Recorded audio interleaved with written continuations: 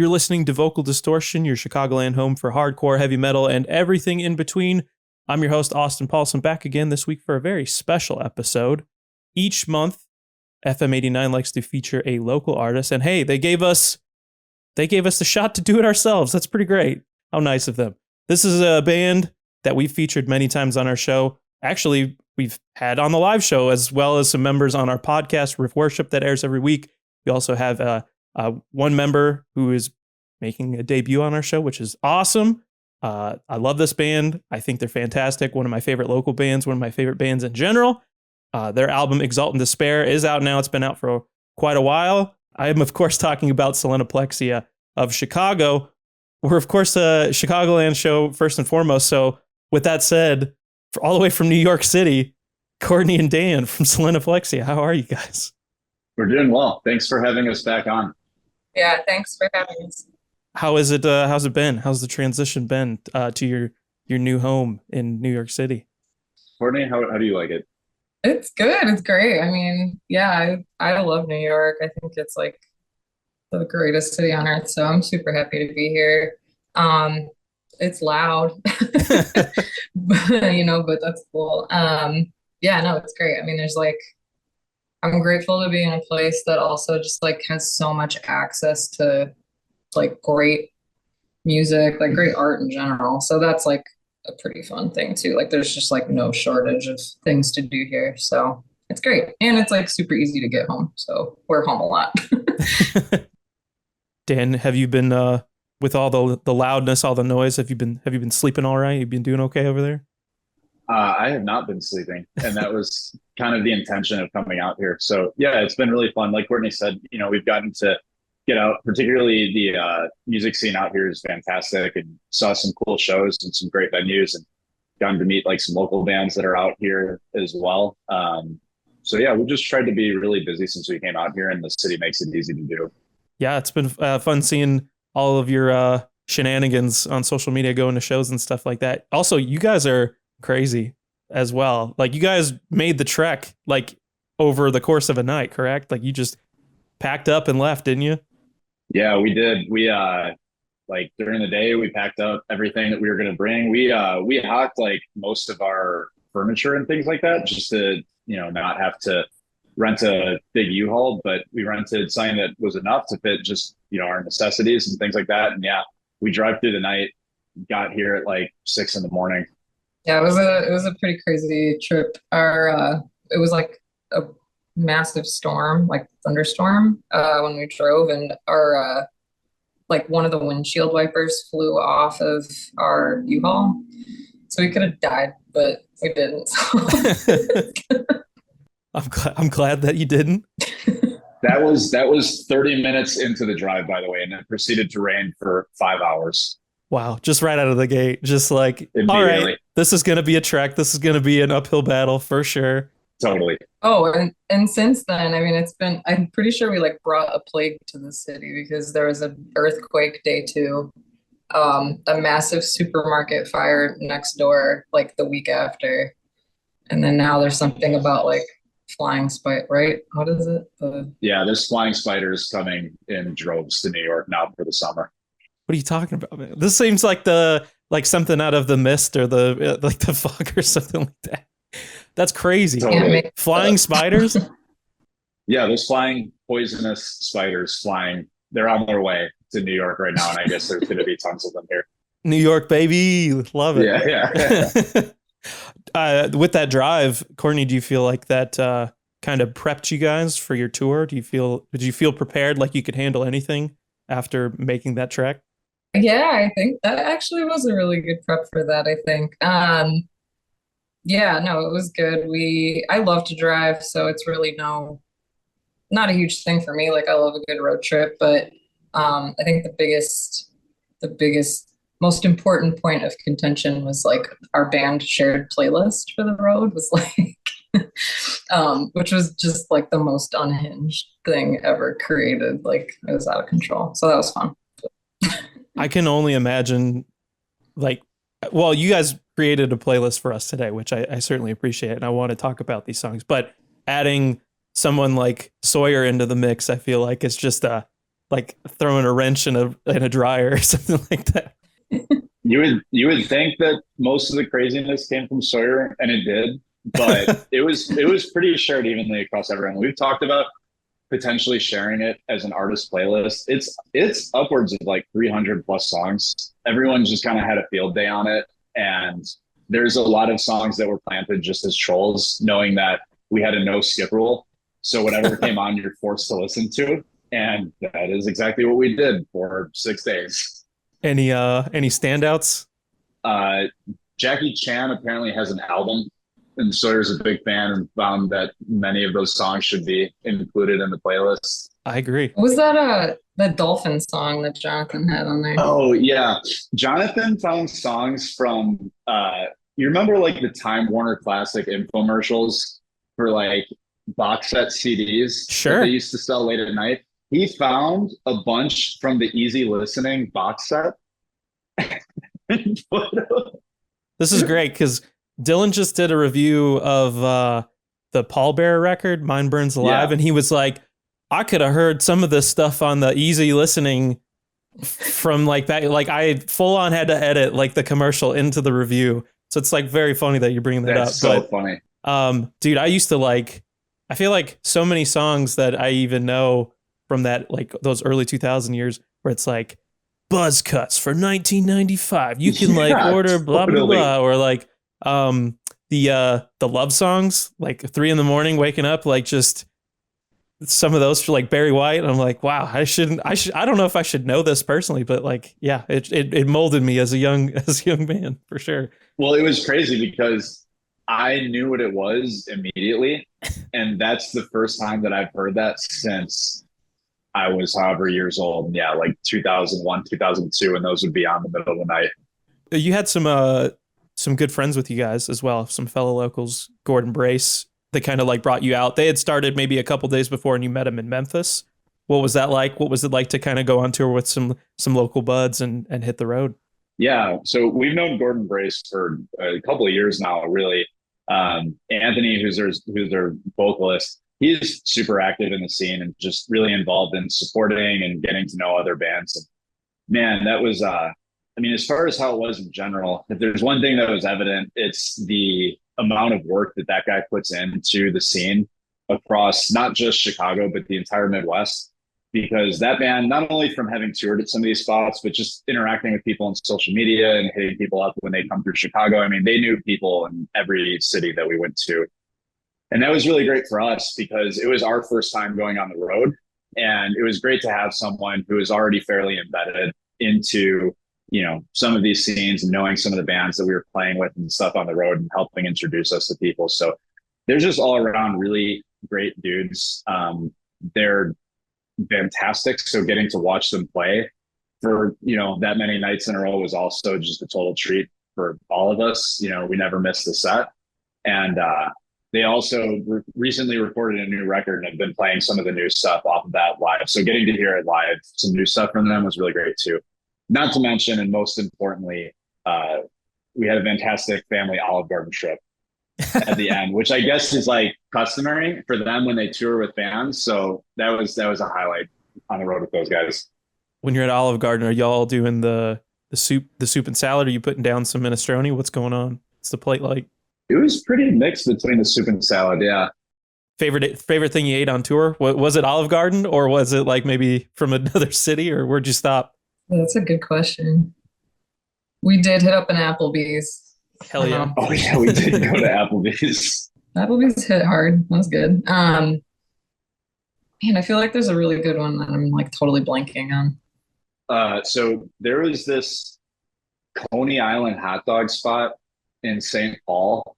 Yeah. Damn. That is ridiculous. Like it was just such a blessing. And we had driven past it when we were trying to find where we're supposed to pull in for the venue earlier. And we were like, oh, like, because it was had on sign like $2 Coney Island hot dogs or something like that. And we were like, all right, that's great. Let's go there.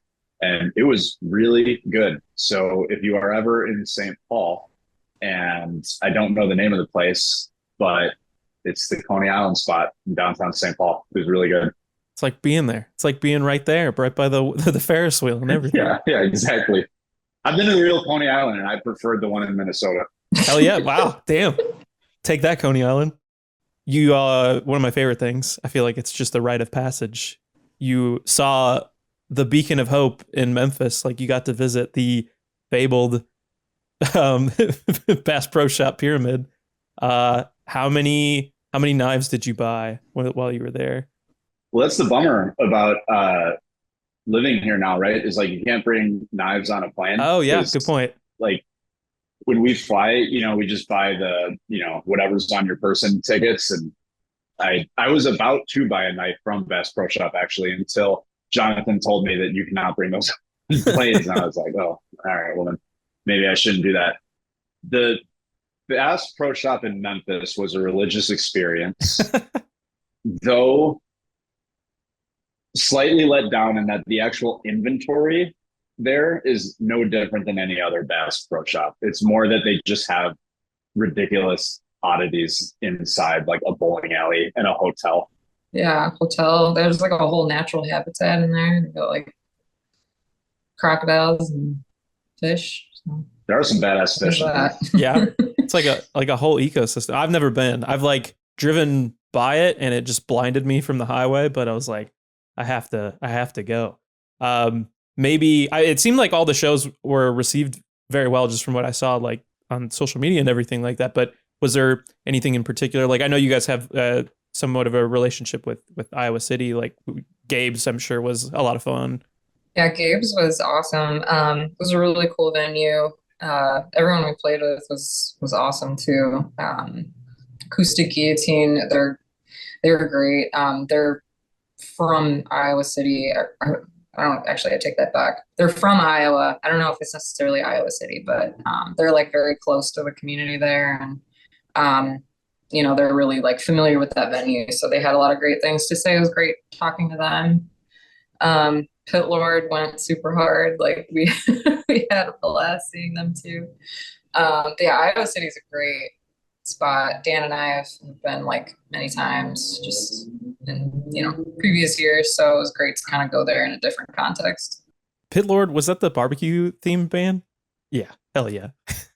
That is the barbecue band. The barbecue band. Yes.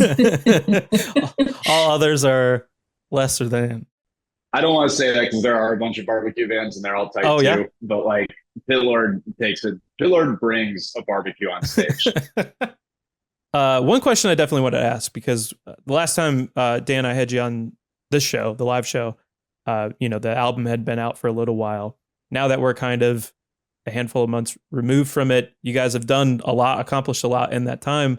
Looking back on that, what can you speak about the album? Like, how do you feel about the album now that you've kind of had some distance from it? I'd love to hear both of your thoughts on that. First and foremost, like gratitude for the reception that it got. Like I think we put a ton of work into it, like everything down from obviously the writing process through the vinyl and the art, just everything. So to hear like people appreciate all the facets of that is like super, super gratifying, and kind of like validating, I guess, in terms of everything we worked hard to put together. It's interesting to like hear people's takes too on like what we sound like, or just like their reactions even to like the lyrical content, and like the thematic elements of the album, and just to hear from like other perspectives on how that's taken. And it's really cool. I don't know, like it's crazy when it's like this thing that's so close to you for so long, and then all of a sudden it's like separate from you and you just experience it under a totally different lens, if that makes sense. Yeah, I also think like in terms of the lyrics, like some people have like kind of asked and mentioned kind of like the literature inspiration behind it, like classic literature, the medieval drama, like epic poetry and things like that. And that was just like super fun to like dive into as a concept. And I think that that's something like, especially like collaborating with Dan and Jonathan and Sawyer, figuring how to like meld musically the lyrical elements together, is a really fun process. And like hearing people, at least for me, from my perspective, like hearing people appreciate that really means a lot. So Yeah, I mean, reading through like, when you go through like the liner notes and stuff, and I'm like, oh, this person has like a long history or a long standing history with like reading poetry and like knows like the cadence. And I mean, I even there was a reference to like a poem from the 1800s, correct? William Wordsworth's "The World Is Too Much with Us."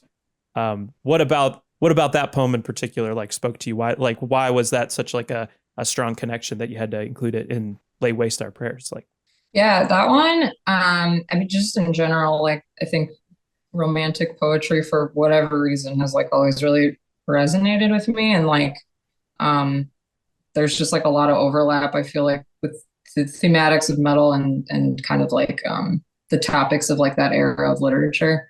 That one kind of like about man and mankind just sort of like desecrating the earth, um, ignorantly, and how like we don't deserve this space, and how we're our own worst enemy in many regards.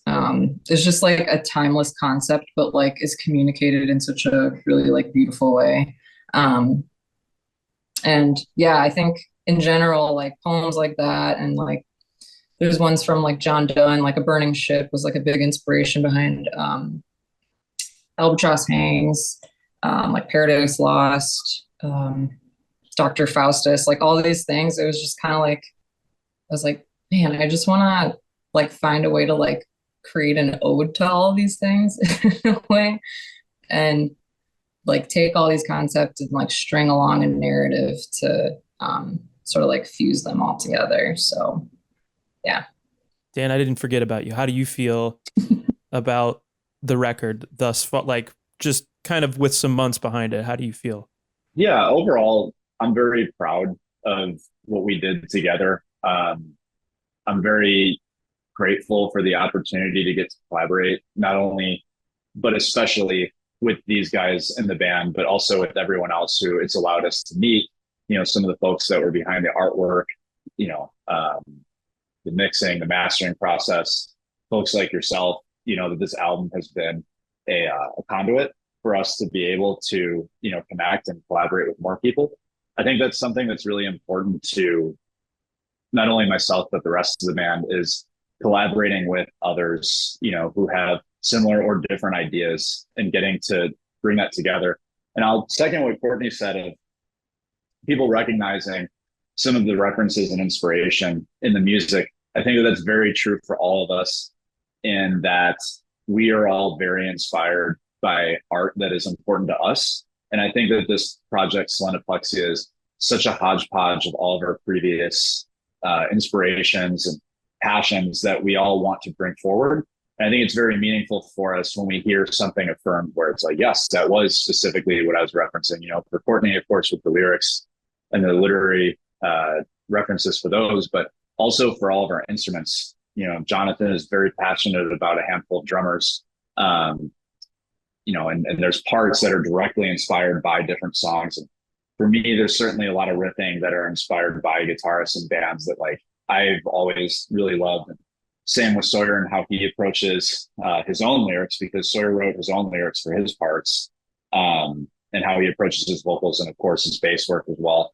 Sawyer does do some really interesting things in regards to tone, as well as how he balances his bass with the guitar. And all of this comes from music that we were really inspired by and wanted to, continue this ethereal creative idea that we believe that, they've carried, and we have the opportunity to share some of those ideas with their inspiration.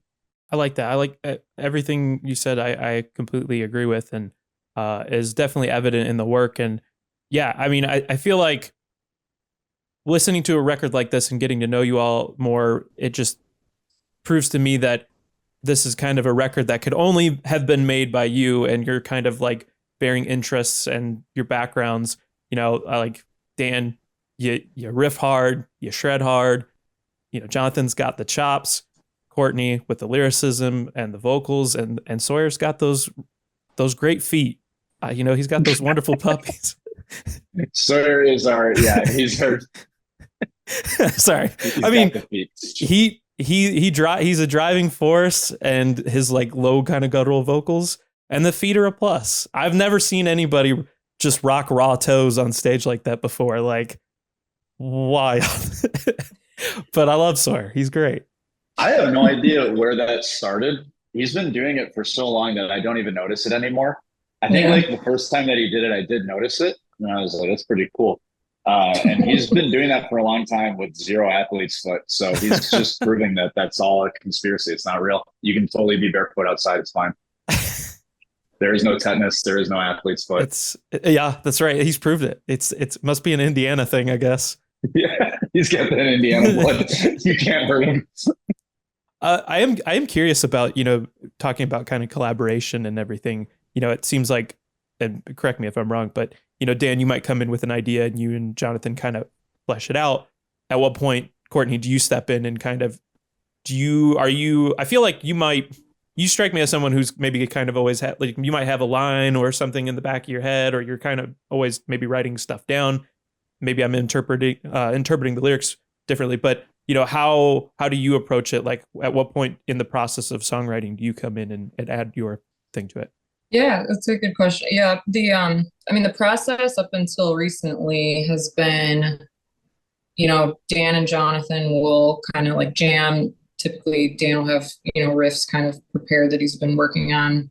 And he'll kind of like workshop that with Jonathan, and then they'll pull together like a portion of a song, or even a full song, and then like typically Sawyer and I will come in and sort of like give initial reactions, like just like musically how we experience it, as like a second set of ears. But then in terms of like the vocals, I usually do like cadences first. So when like a phrase is put together, I'll kind of like time it out, like beat wise, or, whatever that looks like, in my own notes that only make sense to me, before I write any actual like lyrical content, because I first want to make sure that like sonically, I guess the cadence of the vocals makes sense with the music. And then separately, like I'll usually have just kind of like notes and brainstorms of lyrics and content and things like that. And I'll kind of like, it's like a puzzle at that point. I'll just like put it together with the cadence, if that makes sense. Yeah, for sure. When you're writing, how often does your idea or your the storyline or the theme change? Does it take just hearing the music to maybe like how much of this storyline changed from its like inception to like it coming on the record, or was it pretty much like I knew what I wanted to do as soon as I got in there? It evolved a lot. I think like for this record, it started out with like I knew I wanted to like explore kind of like, I wanted to go back and like read all the things that I used to enjoy reading and like see what I could glean from that. Because that's what I was like, inspired by at that time. And then, so it was kind of like, I would take notes of like themes that I found most interesting, or like things that kind of fit into this larger story that we told with the concept. And then like with the actual songs, I think it would change just depending on like where we felt it was progressing musically. Like, for example, Visions of Hell very immediately sounded like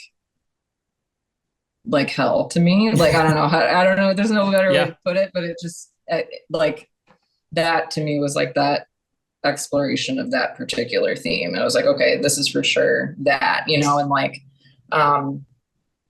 whereas like Albatross Hangs clearly has more of a, I don't know, I think it's been described as like a shanty, like like a type of thing at the beginning. And so, there were like similar vibes there. I was like, okay, that kind of makes sense with the way this sounds, and Void Palace as like this epic kind of like climactic thing. So, yeah, I mean, who knows if that is what my process would be in the future, but it totally kind of like made sense, I think. But we were all like constantly in communication, throughout this. So I think having other people to bounce the ideas off of, like, made it all make sense a lot quicker.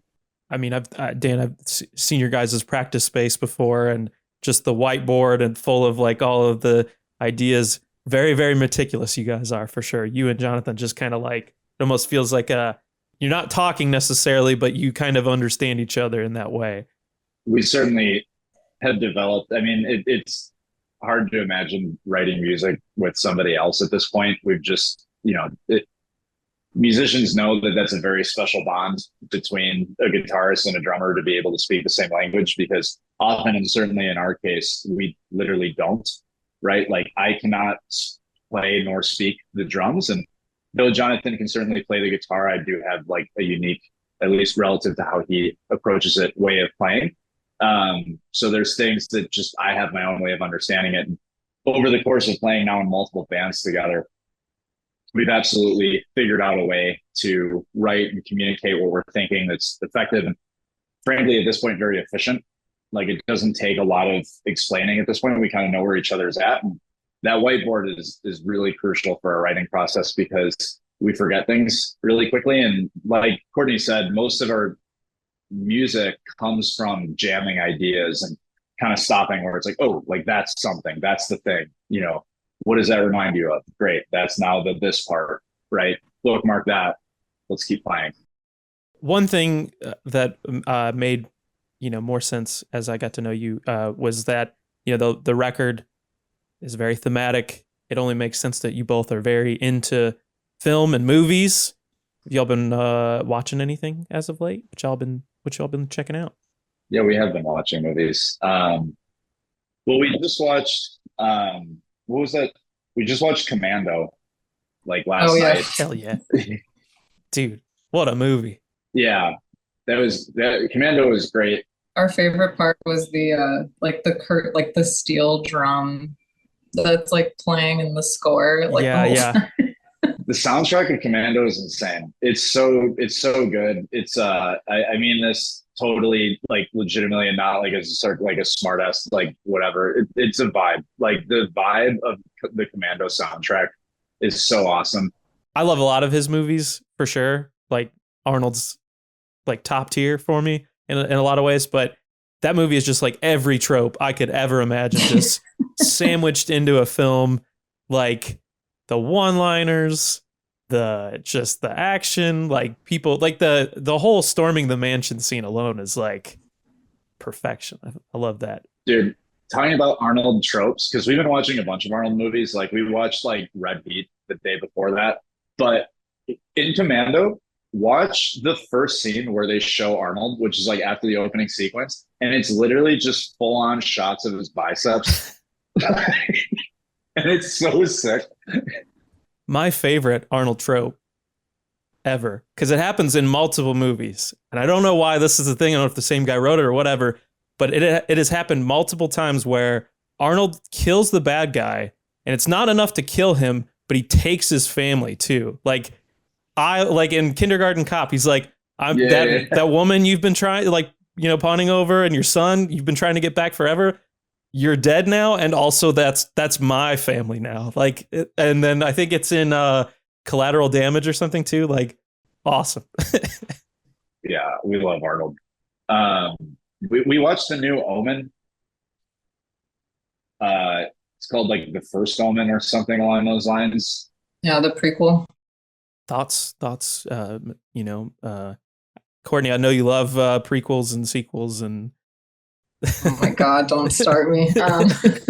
So I'd heard that this one was actually like not bad. And like I looked at the Rotten Tomato score. So I was like, okay, check it out. I'm not going to like get too emotionally attached or whatever.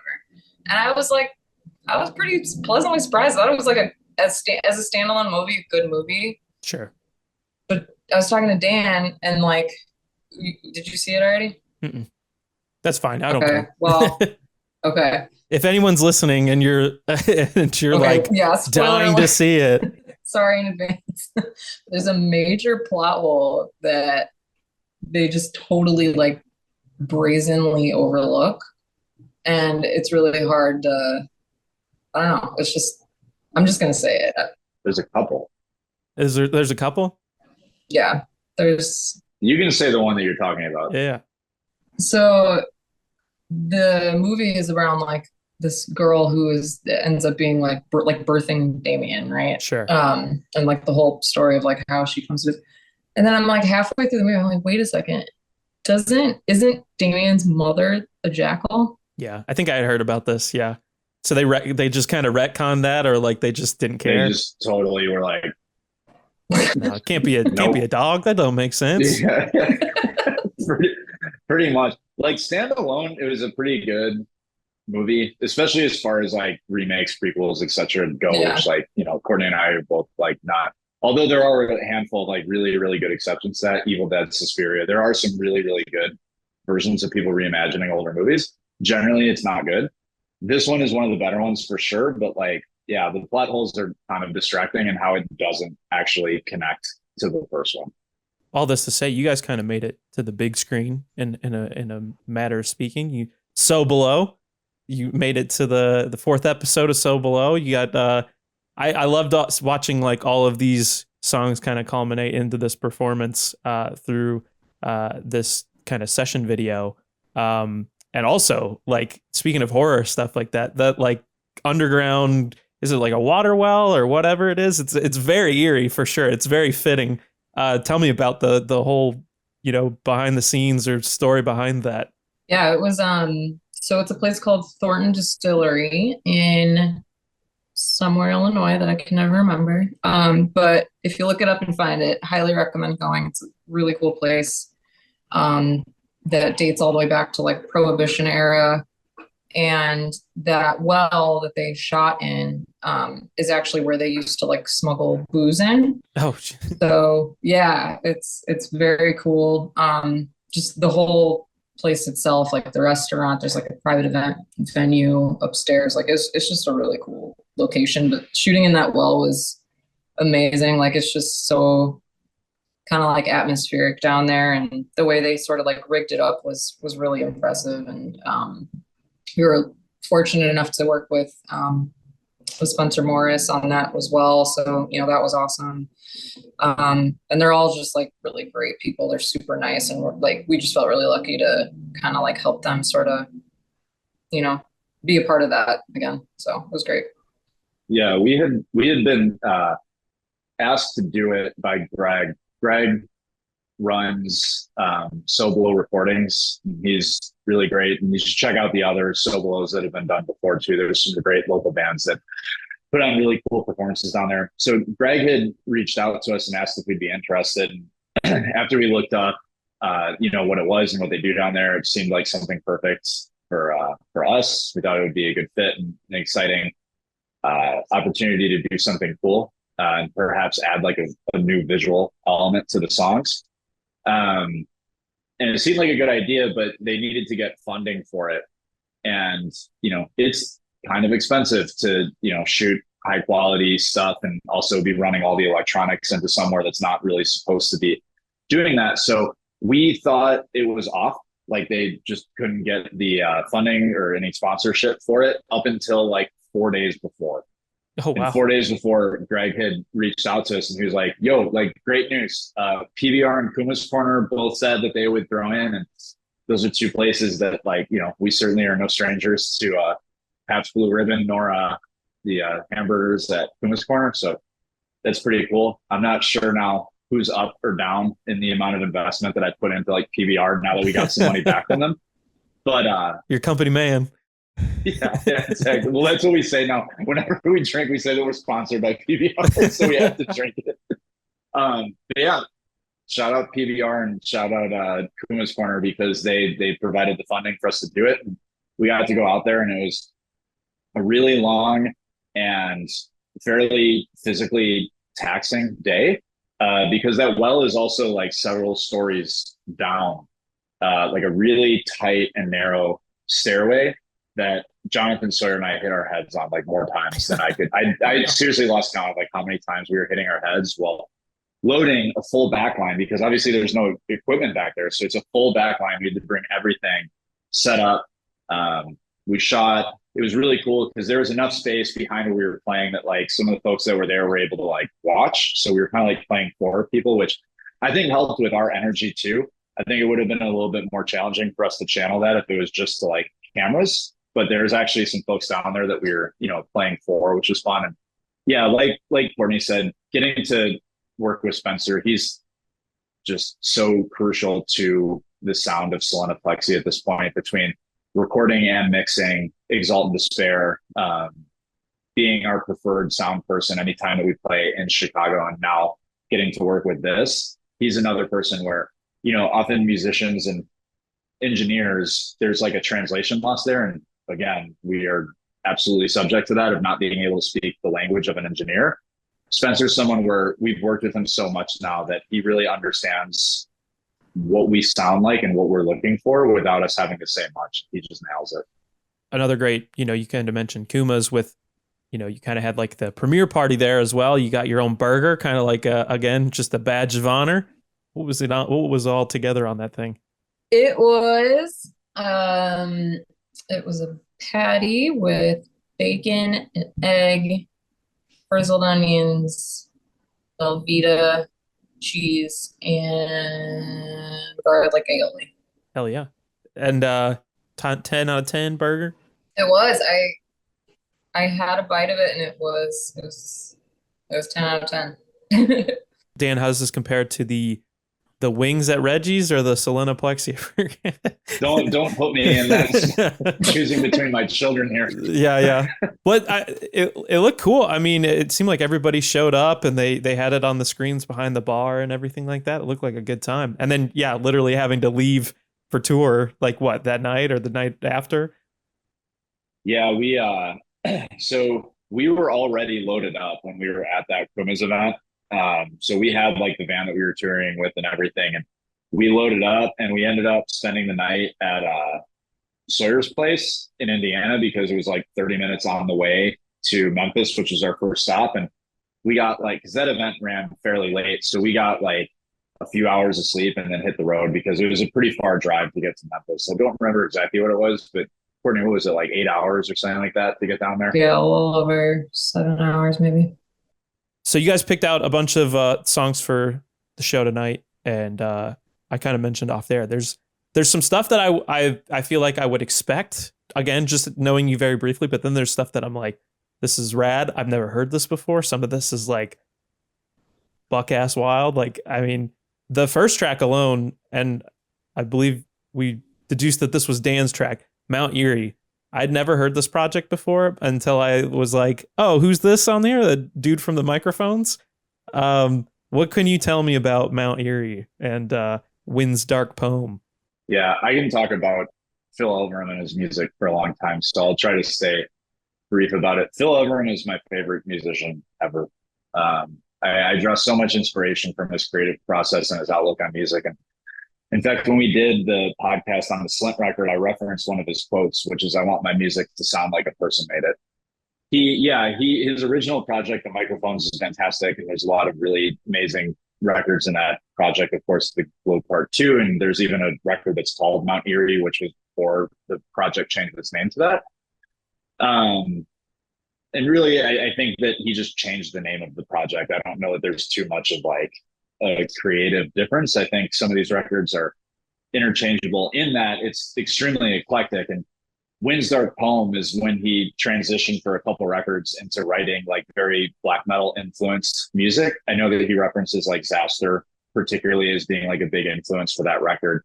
And the opening track, which is the one that I included, is this really beautiful and, for lack of a better word, eerie take on black metal while still combining, like, I think that his vocals are very natural and they remind me very much of nature.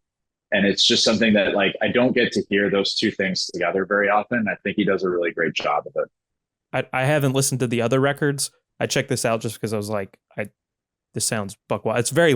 It's a loud record. He's like kind of mixed kind of in the back a little bit. And yeah, it's just, and then to hear that, like, okay, here's a guy who, was in this previous band. He's doing stuff on his own. And then he's just like, yeah, I really like this kind of like really bleak, depressing black metal. I think I'm going to try to write, or at least like my interpretation of that. I thought that was very interesting. Yeah, I think it's a really one of a kind black metal record, and I hope that that does infuriate purists. But like that is like I don't know what else you would call that as black metal. There's also a Twin Peaks song on it where he directly takes the Twin Peaks theme song and turns the song into it. It's really cool. The second song on your playlist, you actually sent me this the other day, and I don't know how to pronounce it, and I don't think I'm gonna try because it's just it's a lot of vowels and a lot of letters together, but and it also sounds like nothing I've ever heard before, which is wild because I feel like sometimes I'm like I can't. There's just I've heard it all. Like how many old school death metal bands am I gonna hear? How many like black metal, But then you send me like something like this, and it's abrasive sounding. It's like very kind of lo-fi, but it's also very melodic and yeah, just again, I don't know how to pronounce it, but I'll let you take it away on that.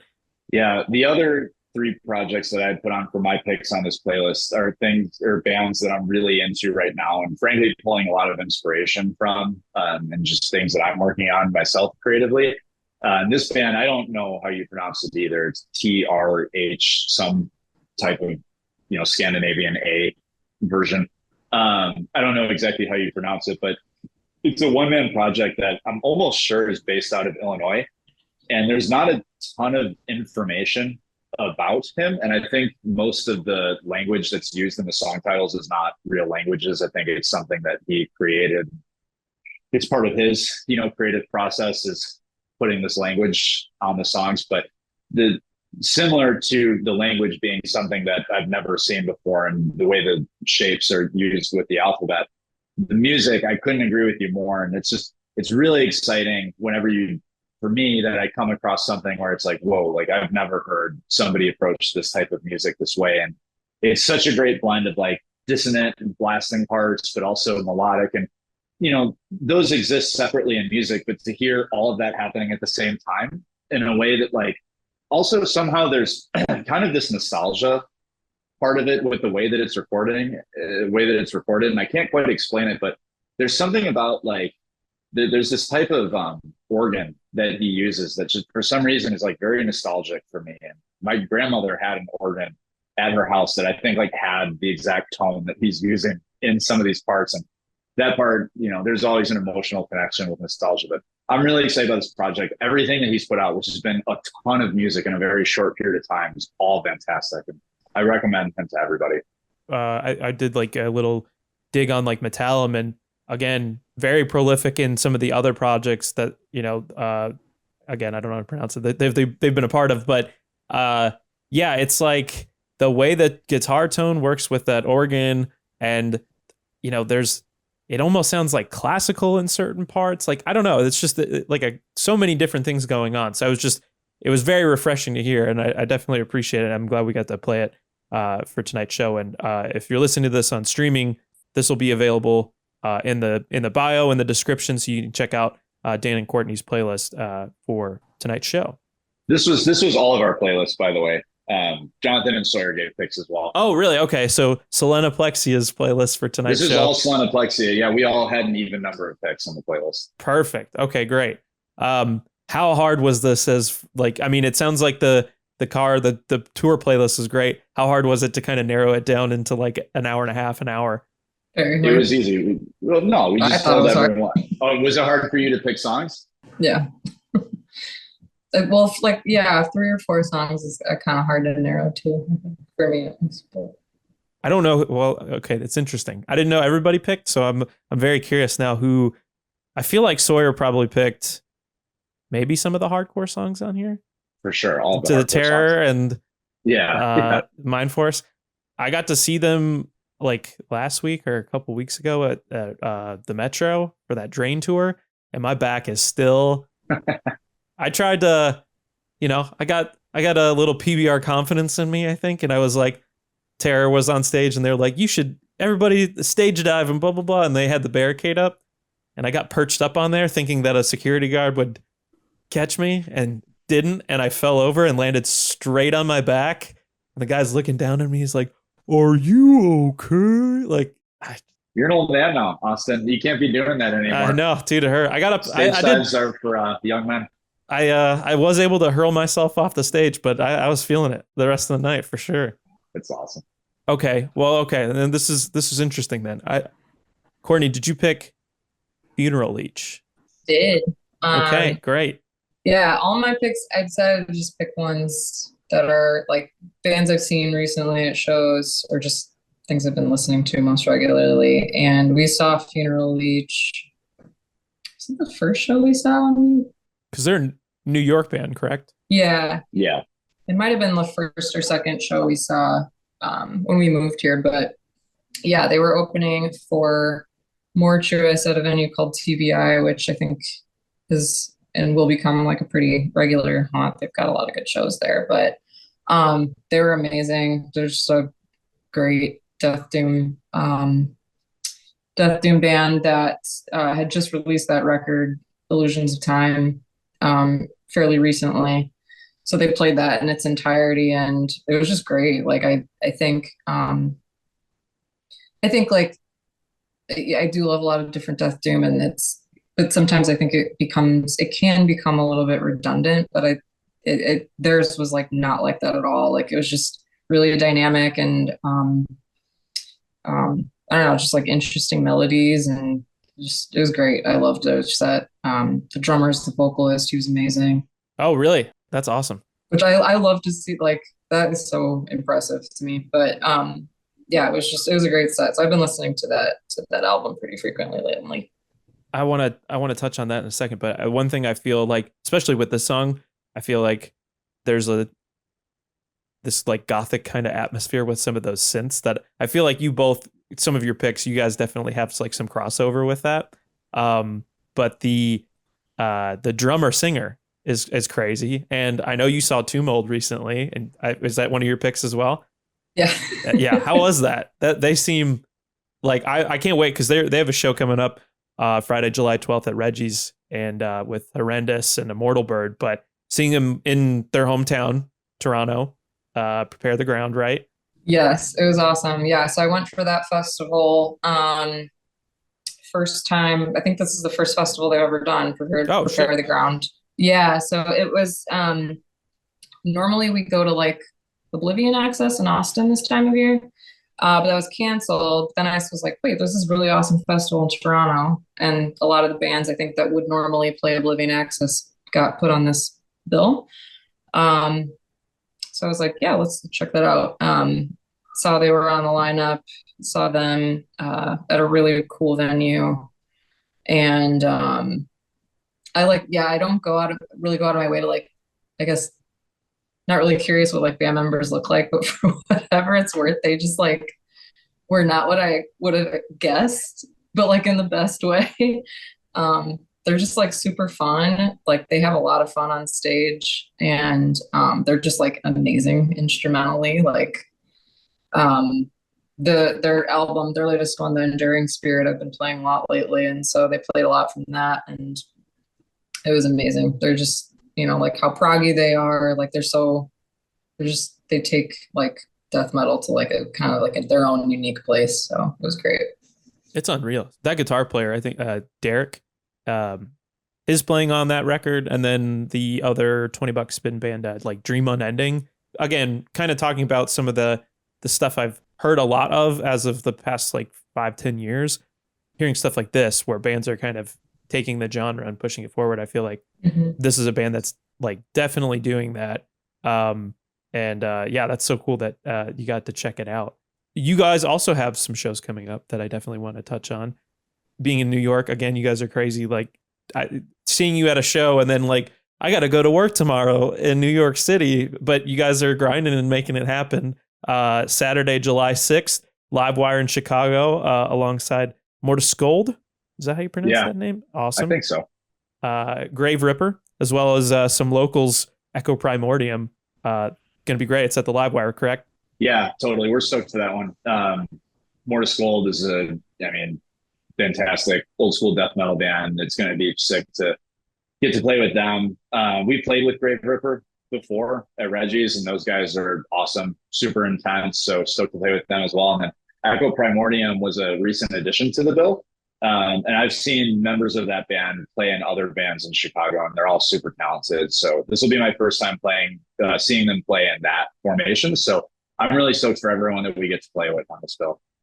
You also have another one in July as well, Saturday, July 27th, Ashbury Coffee House in Willow Springs. Again, some friends, Manifestations, Ill Omen, and Ex Cathedra.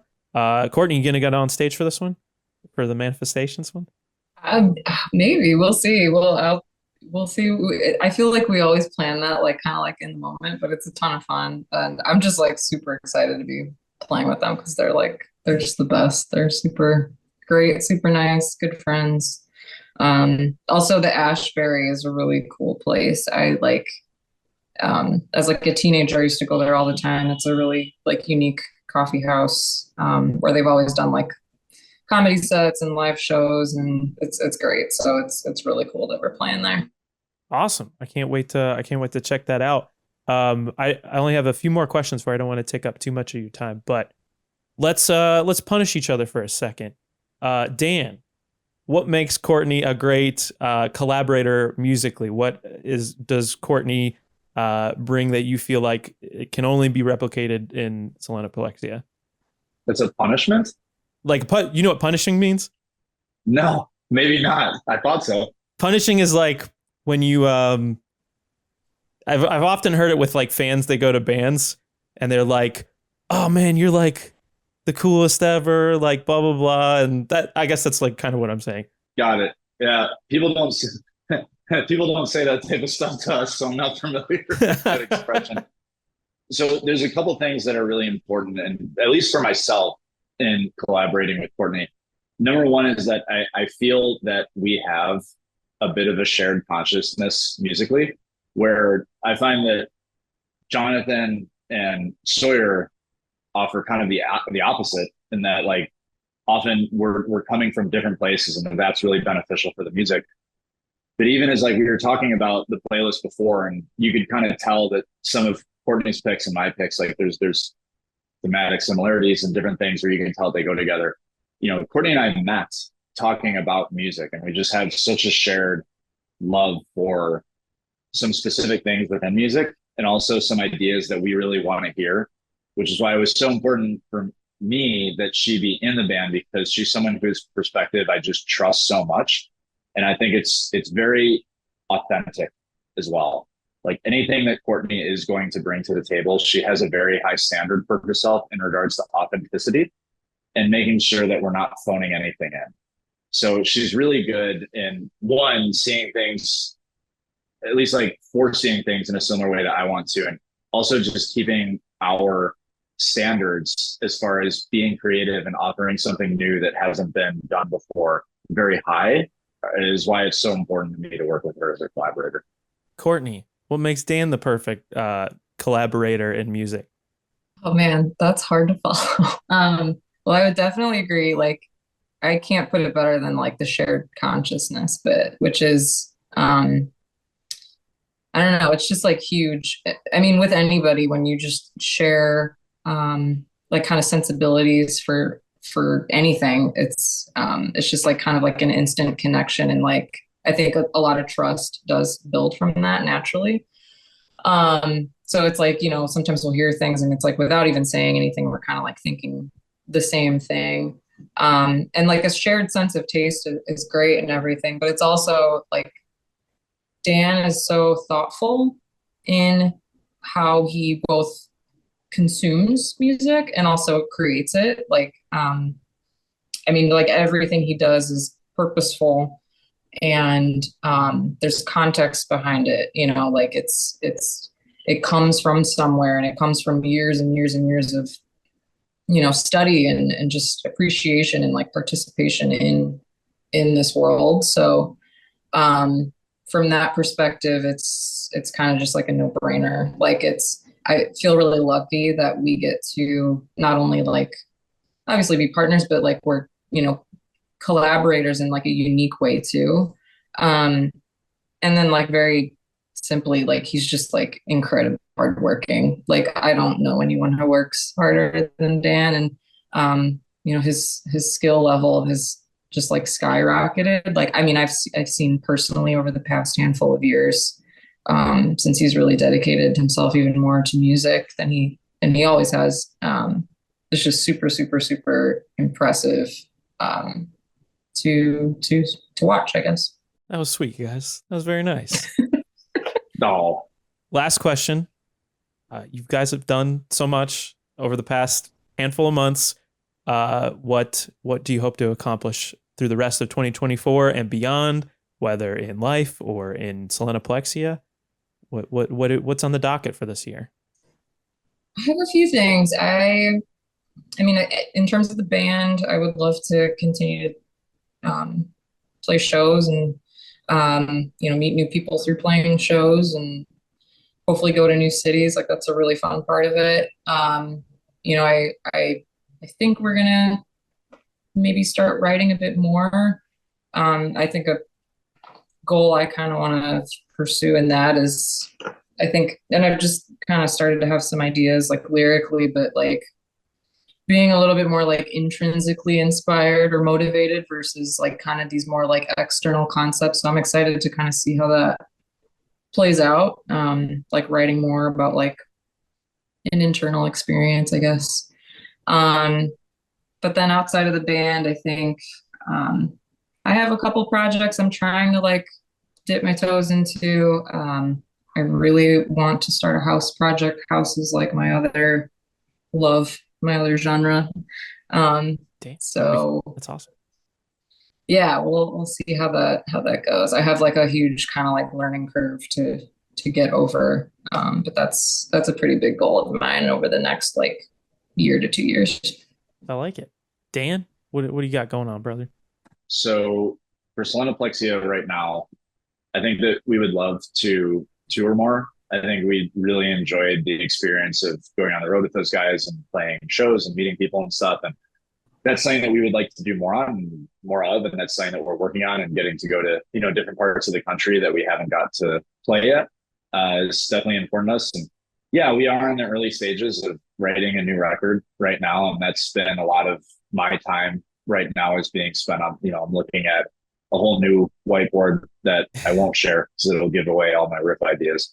But I mean, I'm fairly deep into writing quite a bit of things, but that's only the early stages of the writing process because, as we shared before, it needs to go through Jonathan. He's going to help mold it. Sawyer's going to help mold it. Courtney's going to help mold it. And then we're all going to have time to just sit on it and want to change things. So it'll be a little bit of time on this one. And our intention is to really take our time with this. Not that we didn't previously. I think Exalt and Despair was written at the pace that it came to us. More just in the nature of our living situations right now. We just need to be comfortable with there being a bit more time in between writing and collaborative sessions. I'm writing some other riffs for just a personal project that I'm trying to work on right now myself as well. Yeah, I think that's everything that we're working on right now. Awesome. I'm glad to hear it. Well, I can't thank you guys enough. Selenoplexia Band on Instagram, like I said before, Saturday, July 6th at the Live Wire, Saturday, July 27th at the Ashbury Coffee House in Willow Springs, Illinois. I'm so happy that we got to do this. When they asked me to pick a band that I wanted to feature for the month, it was a no-brainer. Again, I can't thank you enough, and I can't wait to see you guys again. That'll be so great. Totally. Thank you very much. We really appreciate it. Yeah, thanks, awesome. No worries. We'll be back next week with a whole new show, 6 p.m. Central on FM 89. You can always follow us at Riff Worship Pod, Facebook, Instagram, and Twitter for any updates on this show, as well as our podcast, Riff Worship. But until then, for Courtney and Dan and myself, we'll see you next week. Peace.